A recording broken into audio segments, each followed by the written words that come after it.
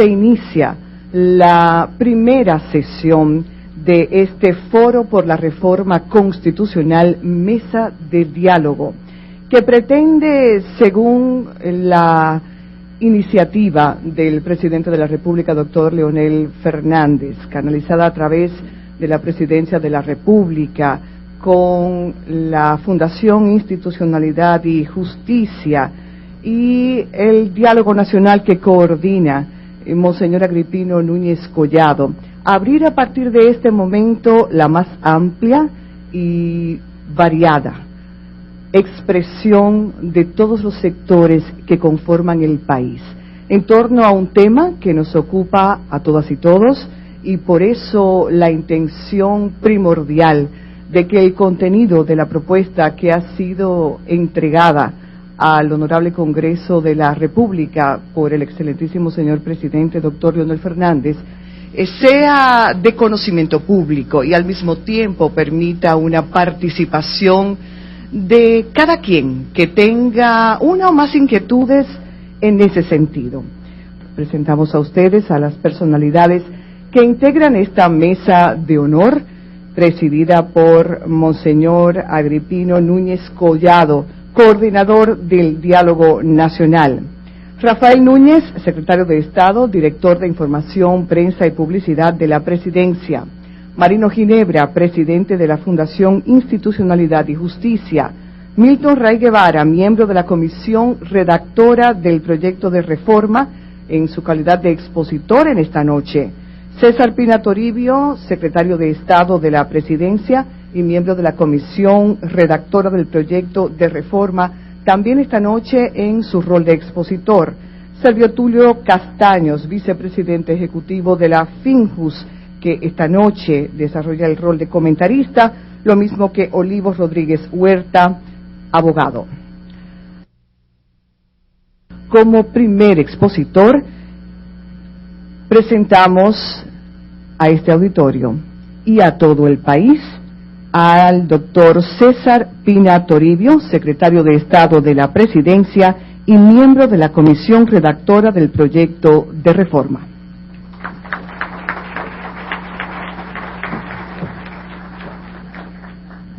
Buenas noches a todos los distinguidos invitados participantes. Esta parte del Foro por la Reforma Constitucional tiene como enunciado principal de sus temas el de poderes públicos, estructuras y balances.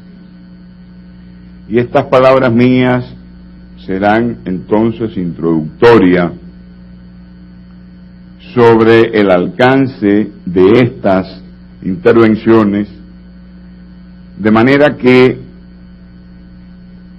las ideas más generales sobre el tema puedan ser enunciadas en esta primera parte y luego el distinguido jurista, compañero miembro de esa comisión designada por el presidente para la preparación del proyecto, el anteproyecto de reforma constitucional, doctor Milton Ray Guevara, agote uno de los aspectos que aluden a este tema que le da título a este primer encuentro, a esta primera mesa del Foro por la Reforma Constitucional.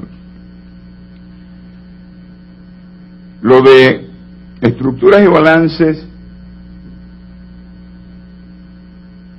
nos plantea explicar que desde 1844 hasta la fecha, la Constitución Dominicana ha cimentado la estructura del Estado en el principio de la separación de poderes, que desde Locke y Montesquieu ha sido la base fundamental del Estado moderno y democrático. Inaugurado entre nosotros a partir de la Constitución norteamericana de 1787, considerada la primera gran constitución escrita de la historia de la humanidad, es decir, la primera constitución en el sentido preciso de tal concepto teórico, reflejó las tensiones que en sus orígenes se produjeron entre dichos poderes. En efecto, aquella constitución recoge un esquema relativamente rígido de separación de poderes que reconoce la existencia de tres grandes funciones a cargo del Estado: la legislativa, la ejecutiva y la judicial, y a su vez atribuye a las mismas, o mejor dicho, atribuye las mismas a órganos diferenciados y especializados a los que llama poderes. Un poder legislativo, en el caso nuestro, a cargo del Senado de la República y de la Cámara de Diputados; un poder ejecutivo a cargo del Presidente de la República y el resto de la administración pública; y un poder judicial a cargo de la Suprema Corte de Justicia y demás tribunales del orden judicial. Hay, obviamente, en esa distribución un principio de especialización funcional de los poderes. Pero aquella misma Constitución originaria se cuidó de prevenir los conflictos que podrían derivarse de la rigidez en la especialización de tales poderes. A tales fines, introdujo una serie de dispositivos de excepción con el propósito de lograr el equilibrio necesario entre los mismos mediante un sistema de pesos o contrapesos de los poderes, o como acostumbran a decir los estudiosos inspirados en el ejemplo de la Constitución norteamericana, un sistema de checks and balance. Ese balance entre los poderes plantea en algunos casos intervenciones del poder ejecutivo en el poder legislativo, intervenciones del poder legislativo en el poder judicial e intervenciones del poder legislativo en el poder ejecutivo. Es lo que Locke y Montesquieu habían planteado como un sistema de cooperación armónica entre los poderes, justificado por este último, por Montesquieu, con la siguiente argumentación, y cito: la libertad política en un ciudadano es esa tranquilidad de espíritu que proviene de la opinión que cada uno tiene de su seguridad, y para poseer esa libertad es necesario que el gobierno sea tal que un ciudadano no pueda temer a otro. La libertad política no se encuentra sino en los gobiernos moderados. Ella no existe sino cuando no se abusa del poder. Pero es una experiencia eterna que todo hombre que tiene poder está inclinado a abusar de él, hasta donde encuentre límites. Para que no se pueda abusar del poder, es necesario que por la disposición de las cosas, el poder frene al poder.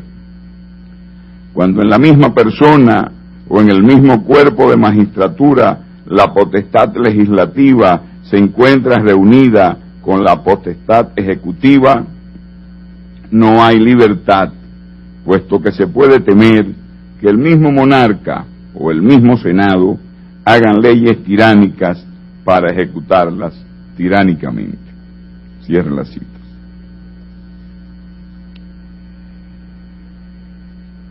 En la actual Constitución dominicana,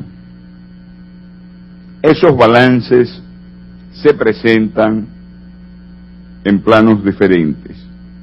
Por un lado, el Congreso ejerce controles respecto del Poder Ejecutivo mediante, por ejemplo, la ratificación de los miembros del cuerpo diplomático, el juicio político, consistente en la facultad de acusación a cargo de la Cámara de Diputados y la facultad de juzgar a cargo del Senado, dirigida contra los miembros, los funcionarios electivos y, entre ellos, los representantes del Poder Ejecutivo. La ratificación de los tratados internacionales, la aprobación del presupuesto y ley de gastos públicos, la autorización al presidente de la República para viajar al exterior por más de 15 días, el requisito de validez para las renuncias del Poder Ejecutivo, la Asamblea Nacional, la atribución a la Asamblea Nacional para elegir sustituto definitivo del presidente de la República en caso de vacancia absoluta del cargo. El Poder Ejecutivo, de su parte, ejerce controles o intervenciones en el ámbito del legislativo mediante cualquiera de los mecanismos siguientes: iniciativa en la formación de las leyes, promulgación y publicación de las leyes una vez aprobadas, observación o poder de observación presidencial a las leyes, y facultad de realizar acciones específicas o llenar vacantes en caso de receso del Poder Legislativo o en otros supuestos. De su lado, el Poder Judicial limita funciones legislativas y ejecutivas básicamente mediante juicios de control constitucional sobre las leyes y los actos administrativos.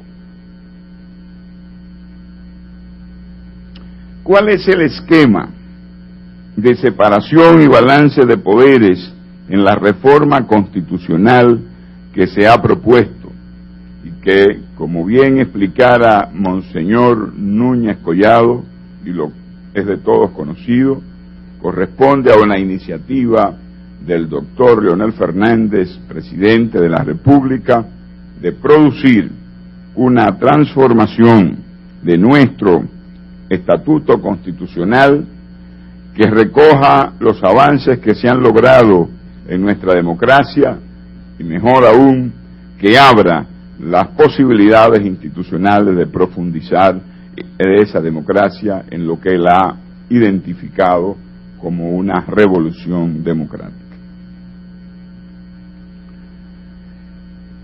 La separación de poderes se consagra de manera expresa en este proyecto de reforma constitucional como un atributo del Estado social y democrático de derecho y en el catálogo de funciones especializadas propias del Senado, de la Cámara de Diputados y del Congreso en sentido general, así como las relativas al Poder Ejecutivo.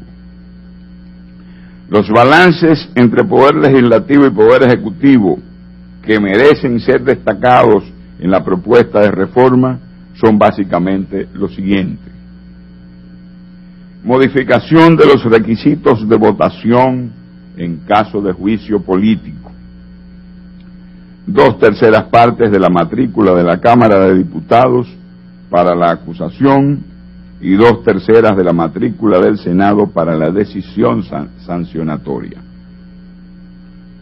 Modificación en el caso de la designación de los miembros de la Cámara de Cuentas y de la Junta Central Electoral en el sentido de requerir las 2/3 partes del voto de las 2/3 partes de los senadores presentes. Un más claro estatuto para la interpelación de los secretarios de Estado denominados ministros en la propuesta, extensivo a los directores o administradores de organismos autónomos del Estado, en el sentido de establecer la unicameralidad de dicho procedimiento y en el sentido de precisar el alcance de esta diligencia congresional a los efectos de obtener las informaciones necesarias de parte de estos servidores públicos sobre sus ejecutorias o sobre determinados asuntos que puedan ser objeto del interés del Congreso Nacional en un momento determinado. Autorización por parte del Congreso Nacional al Presidente de la República para declarar los estados de excepción regulados en la misma Constitución. Facultad al Presidente de la República para decretar los estados de excepción en caso de receso del Congreso Nacional. Necesidad de aprobación congresional para el ejercicio de la facultad presidencial de fijar el contingente de las Fuerzas Armadas y Policiales de la República y su utilización para fines del servicio público. Limitaciones en las fechas de depósito y aprobación del presupuesto nacional. El 1 de octubre para el depósito del proyecto, el 15 de diciembre como fecha tope para su aprobación. Y una ligera ampliación de los plazos para la promulgación y publicación de las leyes, así como para el ejercicio de la facultad de observación a cargo del Presidente de la República con respecto de las mismas.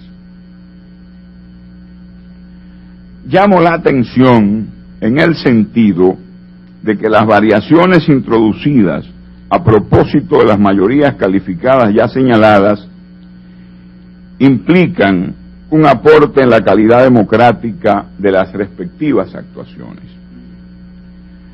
Al reducir con respecto al texto actual el voto necesario tanto para la acusación como para la sanción en el juicio político, se facilita el mismo y garantiza así el cumplimiento del propósito disciplinario que conlleva.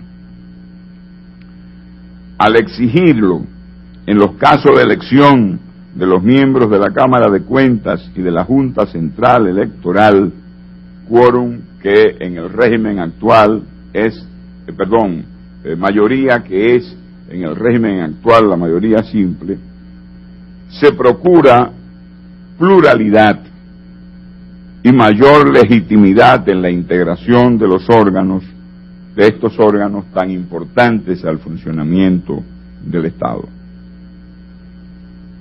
Otras disposiciones igualmente interesantes que tienen que ver con una relación armónica entre estos poderes sería la limitación de la facultad presidencial para anular arbitrios establecidos por los ayuntamientos a la condición de que los mismos colidan con el comercio o el tránsito intermunicipal, el sistema tributario nacional o sean manifiestamente irrazonables.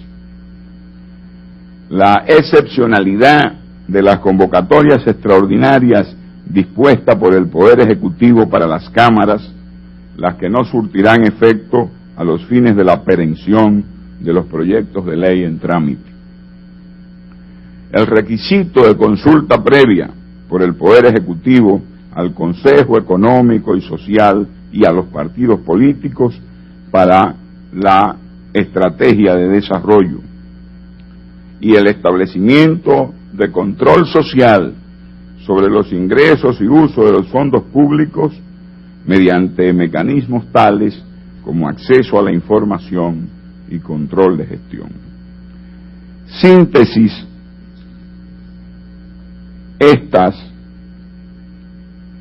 estos mecanismos de balances en la propuesta constitucional de todo lo que refleja su contenido general en el sentido de una sociedad dominicana más democrática con el concurso de todos los poderes públicos.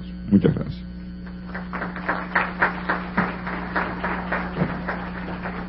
Con el tema Poderes Públicos, Estructuras y Balances ha agotado el doctor César Pina Toribio. Lo propio, en el mismo tiempo, habrá de agotar el distinguido jurista doctor Milton Ray Guevara.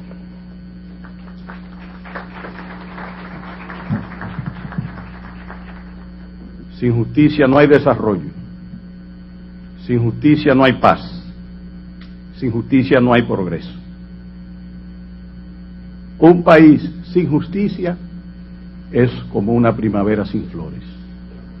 En el año de 1844, con nuestra primera Constitución, se introdujo entre nosotros la existencia del Poder Judicial. Aparentemente, formalmente, tenía el mismo rango constitucional que el Poder Legislativo y el Poder Ejecutivo. Sin embargo,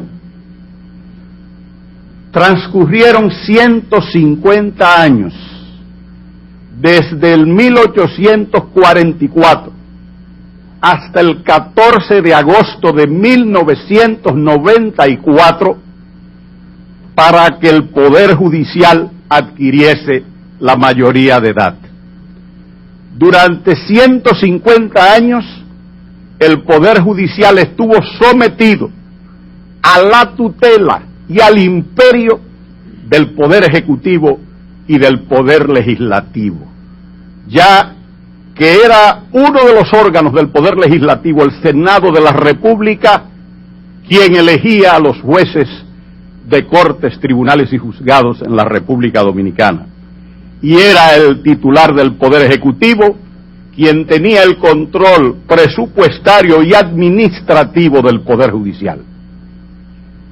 La aparición de la Fundación Institucionalidad y Justicia en el escenario nacional dominicano en el mes de julio del año de 1990 catalizó las fuerzas de la sociedad civil que propugnaban por una reforma del sistema judicial dominicano. Esa reforma se produjo con una participación activa de la FINJUS en el año de 1994. ¿Qué se logró entonces? Crear el Consejo Nacional de la Magistratura para elegir a los jueces de la Suprema Corte de Justicia. Encargar a la Suprema Corte de Justicia de la designación de los demás jueces de cortes, tribunales y juzgados. Establecer la autonomía presupuestaria y administrativa del Poder Judicial.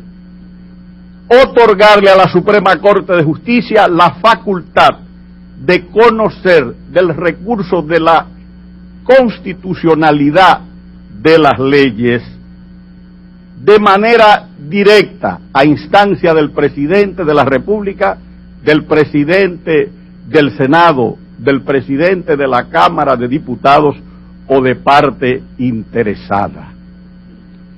Esos fueron los principios fundamentales de la primera ola de reforma judicial. En este proyecto de reforma constitucional estamos en presencia de los elementos de la segunda ola de la reforma del Poder Judicial. ¿Cuáles son sus características esenciales? En primer lugar, se democratiza la composición del Consejo Nacional de la Magistratura, cuya integración actual favorece y privilegia el imperio de la vida partidaria y política. Se incorporan nuevos miembros a ese Consejo Nacional de la Magistratura, como es el caso de 3 jueces que sean presidentes de cortes de apelación, un abogado elegido por el Colegio de Abogados de la República Dominicana, un representante de las escuelas o facultades de Derecho y un ex juez de la Corte Suprema elegido por los ex jueces, además de los miembros tradicionales que conocemos en la actualidad. El Consejo Nacional de la Magistratura en la Constitución actual solo tiene una función, que es reunirse para elegir a los jueces de la Suprema Corte de Justicia, cuando hay una vacante, o en el caso inicial, cuando se conformó la primera versión de la Suprema Corte de Justicia. Muy poco para un organismo de esta naturaleza. Y en este proyecto el Consejo Nacional de la Magistratura tendrá por funciones, además de designar los jueces de la Suprema Corte de Justicia, designar al presidente y los jueces de la Sala Constitucional, designar al presidente y los miembros del Tribunal Superior Electoral y sus suplentes, designar al procurador electoral, designar los jueces del Tribunal Superior Administrativo y ejercer el poder disciplinario sobre los integrantes de la Suprema Corte de Justicia y de los jueces que conformen el órgano de gobierno del Poder Judicial.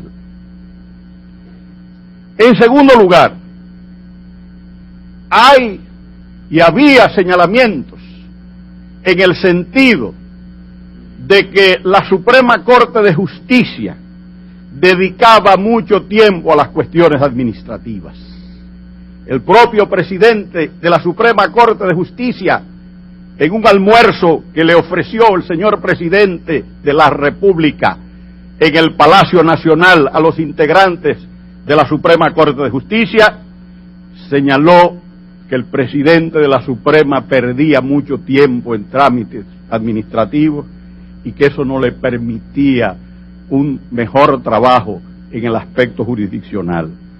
Pues bien, al igual que en otros países, se ha decidido en este proyecto crear el órgano de gobierno del Poder Judicial, el Consejo del Poder Judicial, integrado por el presidente de la Suprema Corte de Justicia, quien lo presidirá, un juez de la Suprema Corte de Justicia elegido por el Pleno de la misma, 2 jueces de la Corte de Apelación o sus equivalentes elegidos por sus pares, 2 jueces de primera instancia o sus equivalentes elegidos por sus pares, un juez de paz o su equivalente, un representante del Colegio de Abogados y un representante de las facultades o escuelas de derecho.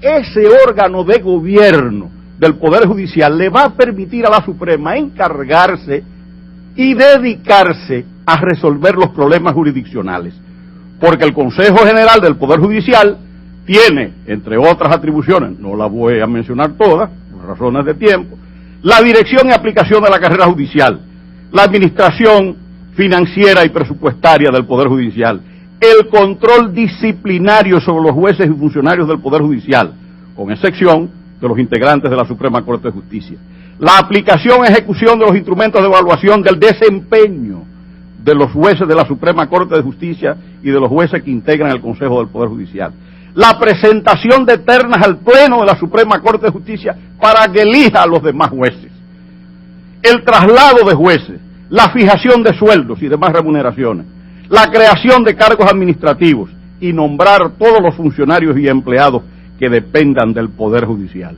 Un órgano de gobierno democrático con participación de todos los sectores de la Administración de Justicia. Con relación a la Suprema Corte de Justicia, hay una disposición que favorece su integración de manera profesional. En la actualidad, el Consejo Nacional de la Magistratura se puede reunir y en caso de que fuese a elegir a todos los miembros de la Suprema Corte de Justicia, no está obligado a nombrar a ningún juez de Corte de Apelación como juez de la Suprema Corte de Justicia. No hay ninguna limitación, no hay ningún límite.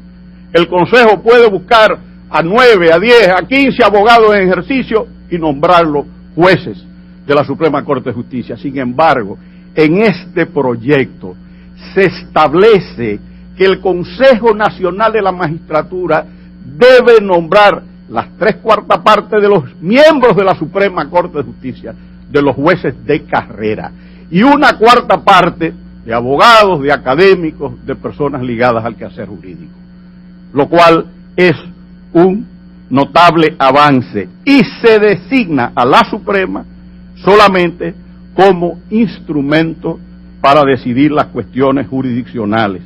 En la actualidad, la Suprema Corte de Justicia reúne en ella misma poderes tan importantes como el poder disciplinario. Es jurisdicción penal especial, es órgano administrativo que eligen los jueces, es tribunal constitucional por vía de acción directa, es tribunal de casación. Lo lógico es que en un esquema de desarrollo del Poder Judicial se creen las instituciones que permitan una desconcentración del trabajo y una puesta en evidencia mayor de aquellas jurisdicciones que contribuyen al control de la Constitución y al control del ejercicio de la administración pública.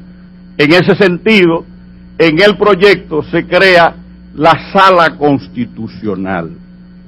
Si se le quiere llamar Tribunal Constitucional, bien. Si se le quiere llamar Tribunal de Garantías Constitucionales, bien.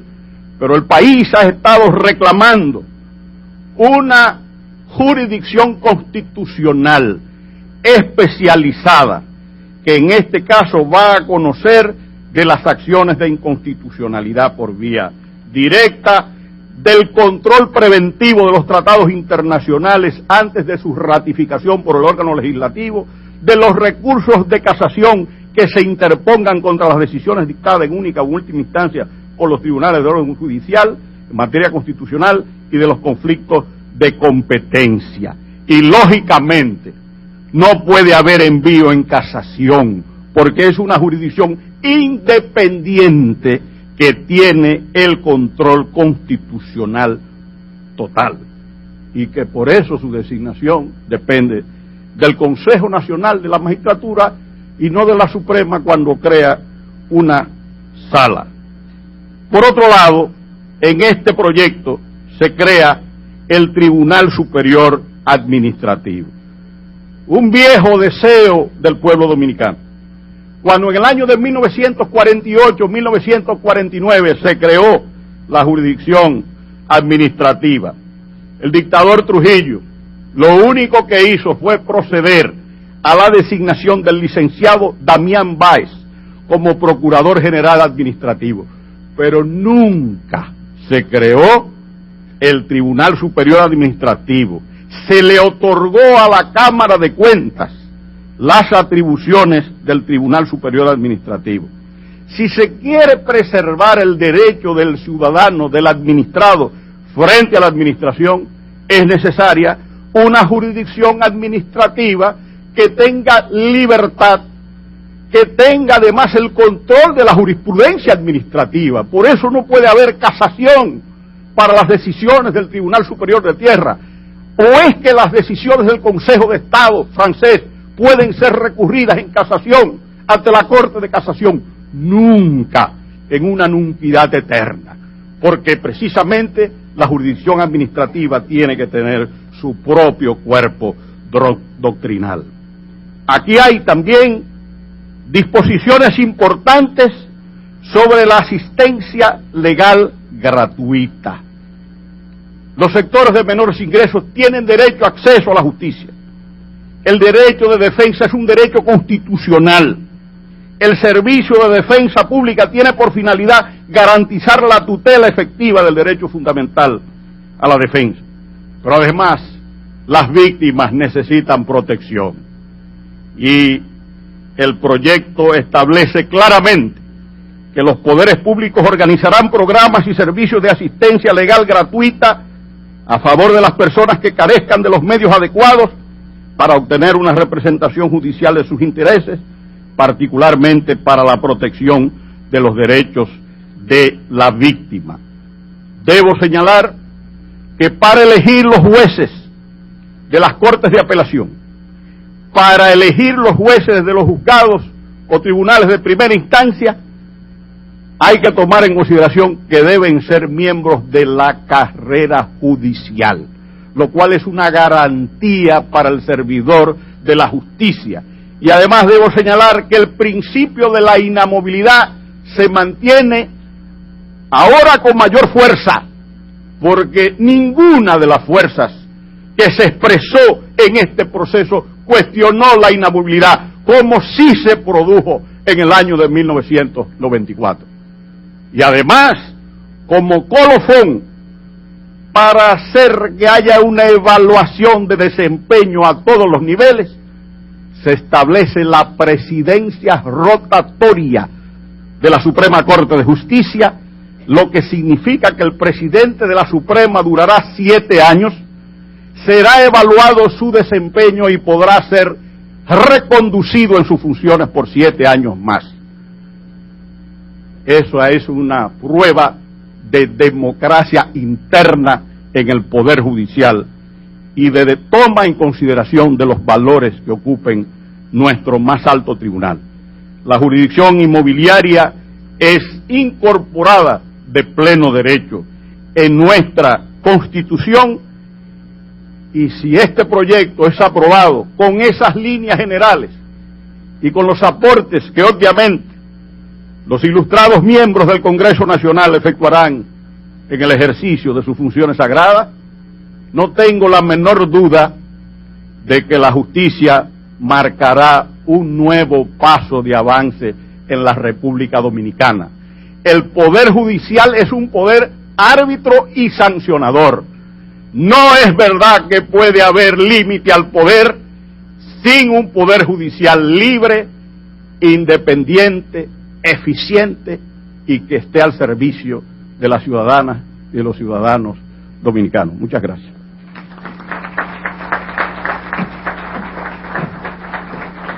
Ha sido la exposición del doctor Milton Ray Guevara. Pasamos ahora al segundo espacio definido dentro del programa, y es el que agotarán a continuación en el rol de comentaristas, aportando también desde su experiencia y su óptica los criterios constructivos que ayuden a enriquecer esta exposición, el doctor Olivo Rodríguez Huerta.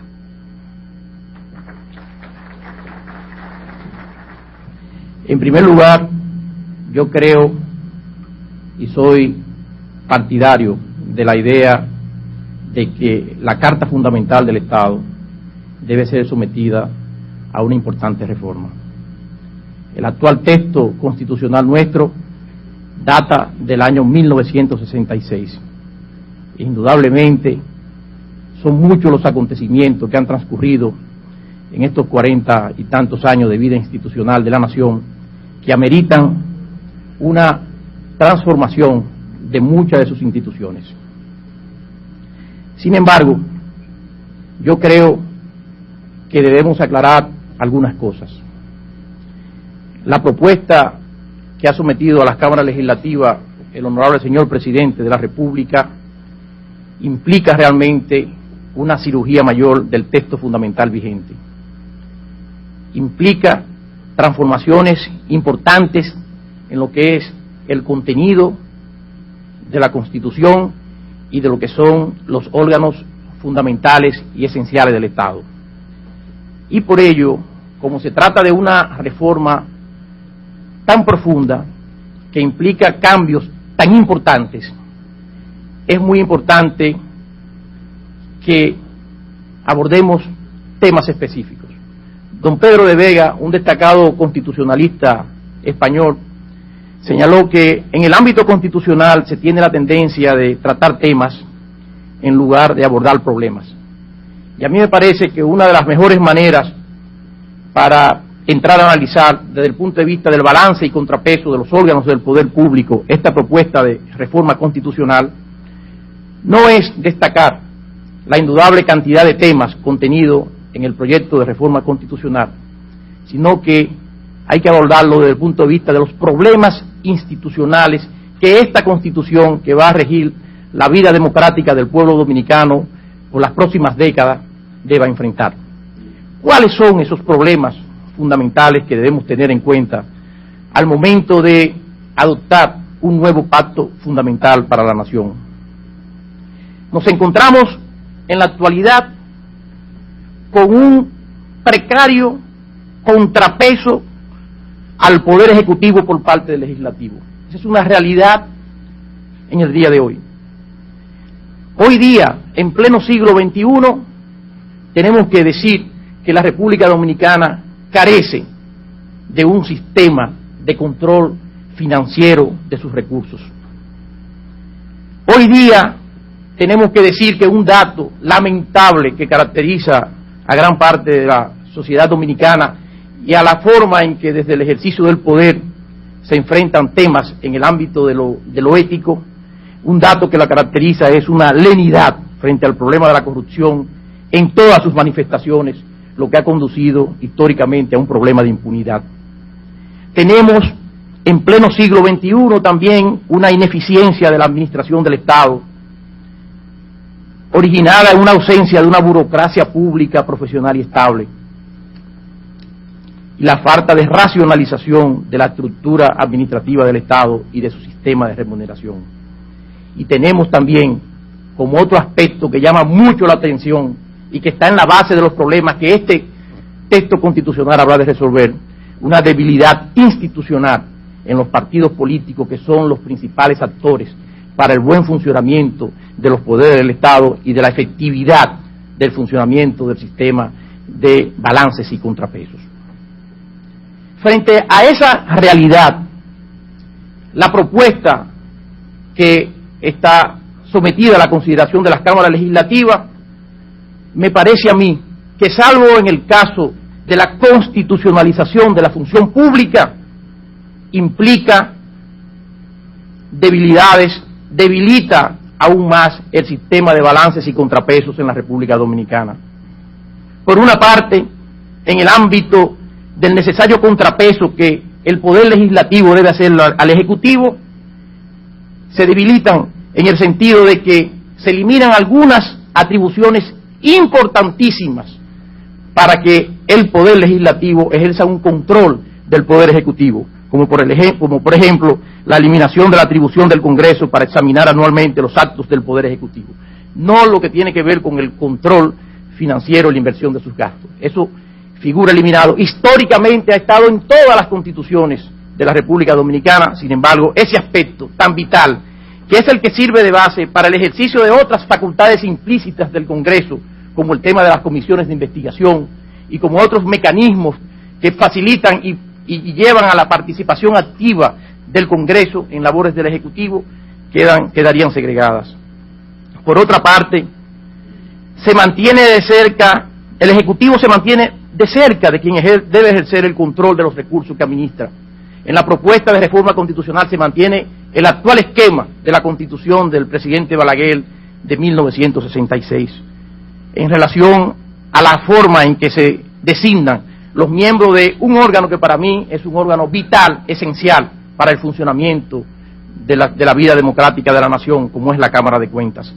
Un órgano que hunde sus raíces casi en la fundación misma de la República y que, debo decir, desde el año 1865 hasta la Constitución de 1955, el Ejecutivo nunca tuvo injerencia en la designación de los miembros de la Cámara de Cuentas. Los miembros de la Cámara de Cuentas en todo ese largo lapso de la vida institucional del país era designado por el Senado de la República a propuesta de la Cámara de Diputados, porque la vida institucional de la Cámara de Cuentas guarda una mayor relación con la función de control que le compete al Poder Legislativo.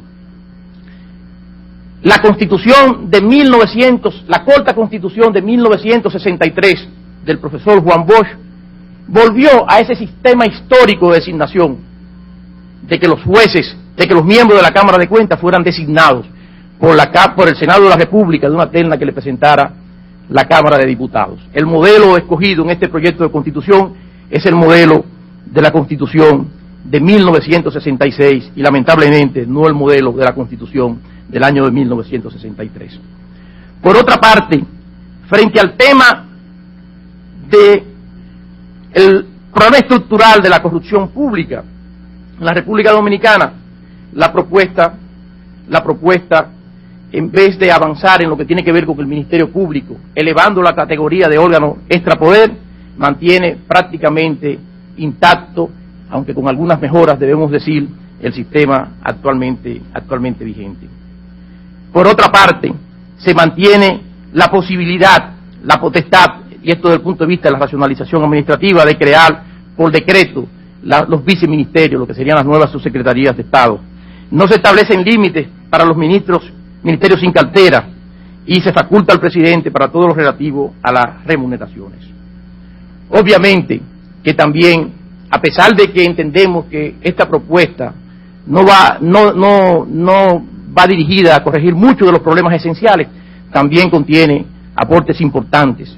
Sobre todo en el ámbito de la administración pública señalé como un tema, como un hito fundamental, el hecho de que se profesionalice la función pública. Pero también hay que reconocer que se insertan como una novedad importante los grandes principios que deben regir la actividad administrativa del Estado, y se consagra la idea de que el ejercicio de las potestades públicas por parte de los órganos de la administración deben estar precedidos de un procedimiento administrativo. Me parecen que esos son temas importantes que aborda esta reforma.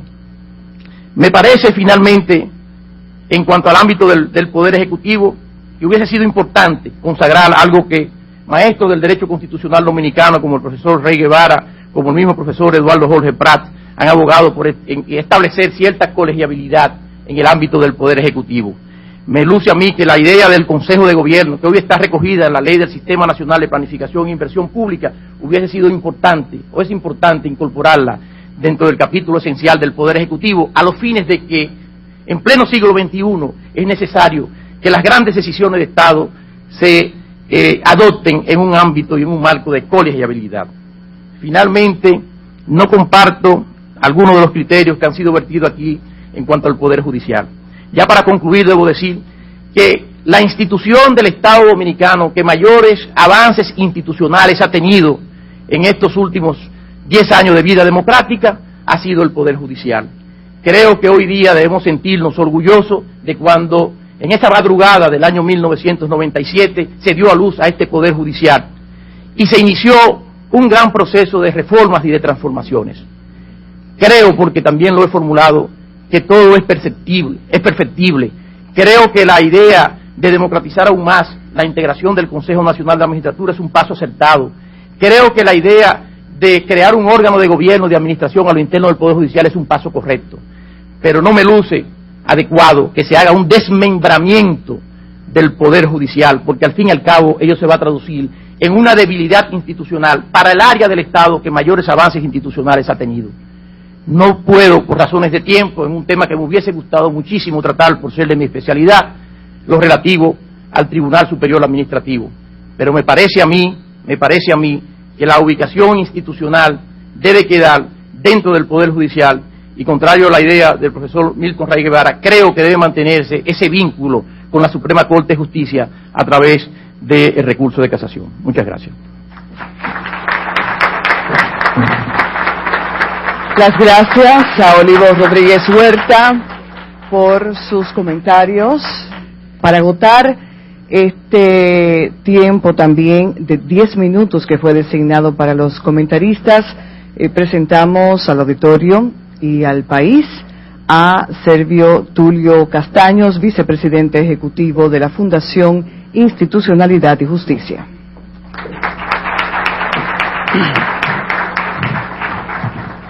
En nombre de la Fundación Institucionalidad y Justicia agradezco la invitación que se le hiciera a la Fundación Institucionalidad y Justicia a participar en lo que para la Fundación es un histórico evento.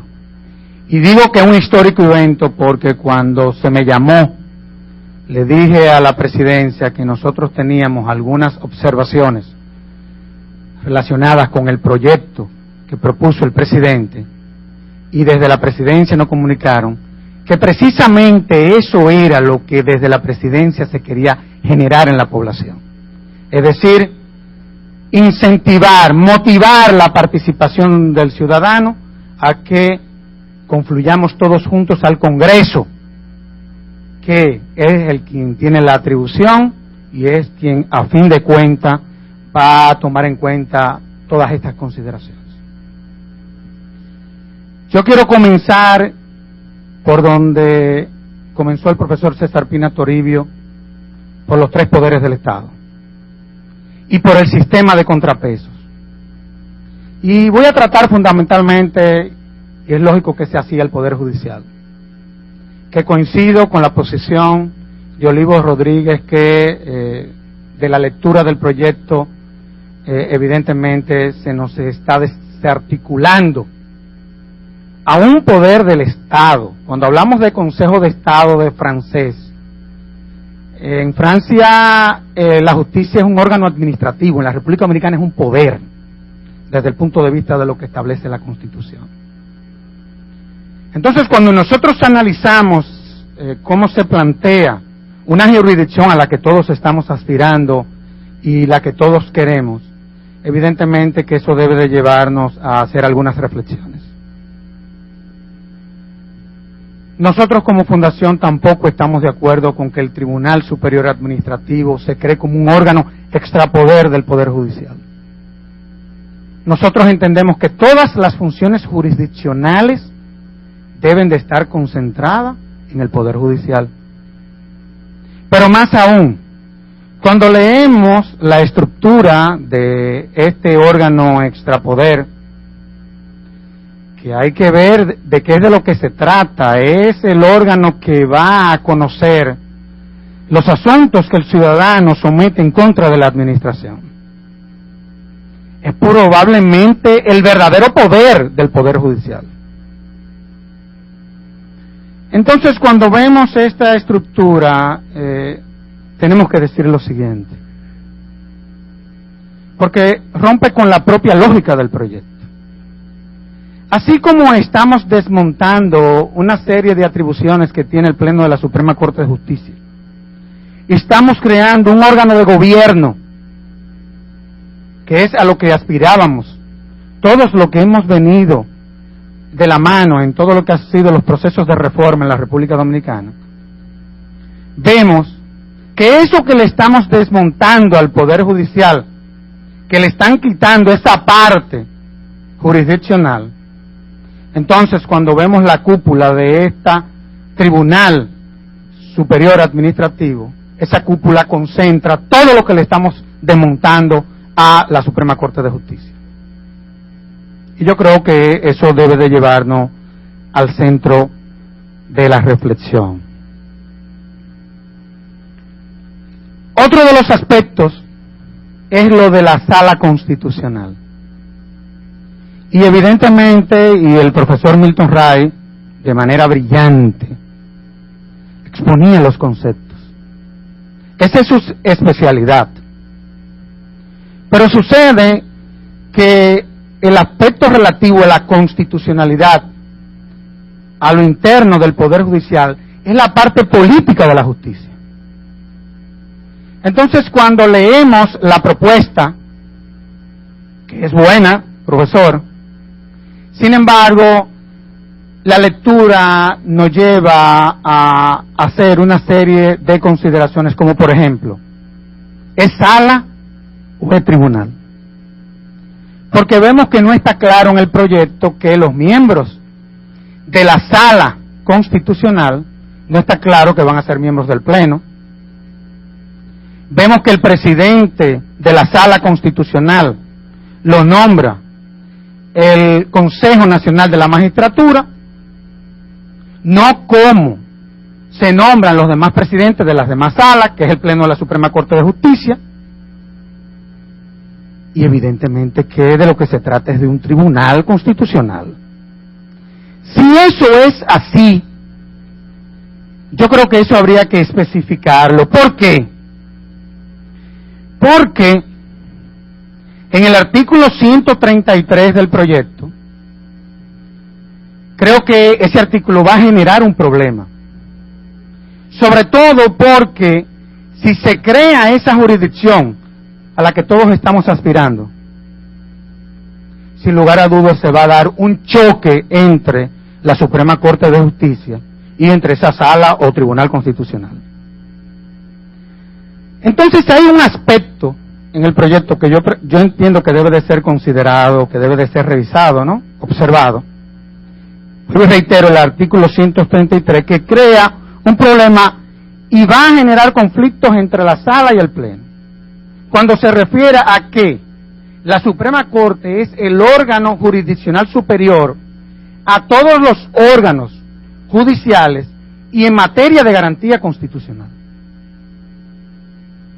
Pero cuando uno va entonces a cuáles son las atribuciones de esta sala constitucional, tú te encuentras que si es tribunal o si es sala,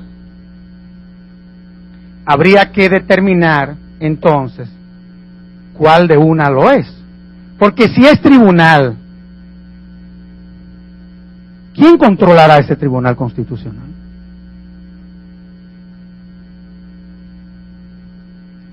Entonces, estos son los aspectos que yo creo que debemos de revisar, y es por lo que estamos incentivando a la población a que participe en estos foros que de manera democrática ha iniciado el presidente de la República. Con relación al Tribunal Electoral, los asuntos electorales son de naturaleza administrativa. Nosotros saludamos que se haya deslindado en esta propuesta la parte administrativa, es decir, lo que son las funciones de la Junta Central Electoral, con lo que son las funciones jurisdiccionales electorales. Pero entendemos que estas funciones deben de también estar dentro del Poder Judicial y no crear un órgano extrapoder. Y entendemos también que inclusive se puede esa jurisdicción montar, si se quiere, dentro de la jurisdicción administrativa, a los fines de no tener ahí a un tribunal cuya estructura será costosísima, en donde probablemente 2 meses cada 4 años, partiendo de que se van a unificar las elecciones, entonces es que ese tribunal va a trabajar. O sea que yo creo que eso también valdría la pena revisarlo y que eso sea competencia del Poder Judicial en una de sus atribuciones. Nosotros como Fundación Institucionalidad y Justicia saludamos esta propuesta de reforma constitucional, porque es una propuesta de reforma constitucional rica.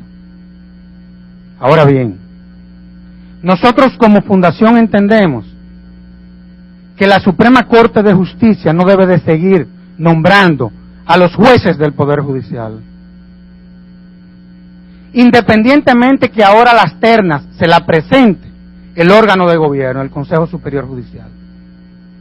Nosotros tenemos que concentrar a esa Suprema Corte de Justicia y a toda la Judicatura Nacional en lo que es su función natural, su función jurisdiccional. Otro aspecto importante es el del Ministerio Público. Nosotros aspiraríamos que fuera un órgano extrapoder, pero bueno, nadie está obligado a lo imposible. Sin embargo, nosotros entendemos que al Procurador General de la República hay que garantizarle la inamovilidad en esta propuesta de reforma constitucional. Por lo menos la inamovilidad de un gobierno. Y si eso no se puede establecer literalmente en la Constitución, porque se cree un mecanismo de ratificación y que sea el Congreso Nacional entonces que lo ratifique. Estamos más a favor de lo que propuso la Comisión de Juristas.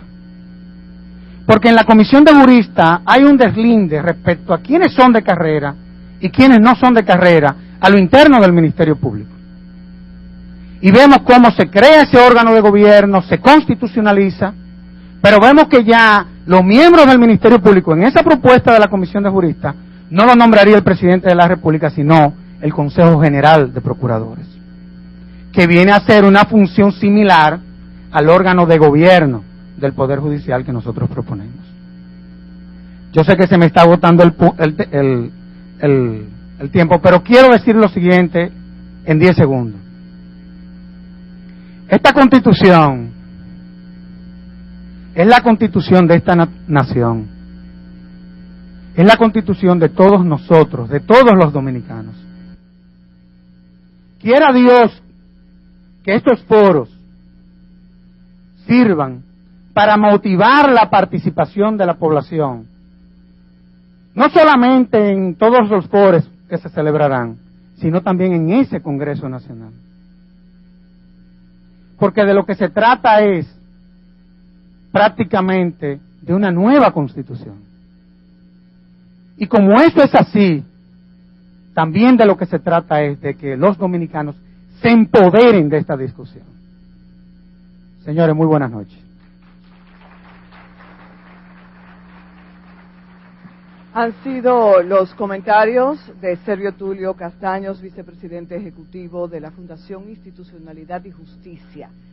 Las gracias al doctor Milton Reguevara Pinatoribio por esta calidad en sus exposiciones, lo mismo que a los comentaristas de esta noche, Olivo Rodríguez Huerta y Servio Tulio Castaños Guzmán. El martes próximo, el martes 14, teniendo como escenario el recinto de la Pontificia Universidad Católica Madre y Maestra en Santiago, siendo coherentes con la pluralidad y la participación colectiva, se estará efectuando la segunda sesión de este foro. Para ese entonces, el tema será Principios y Derechos Fundamentales.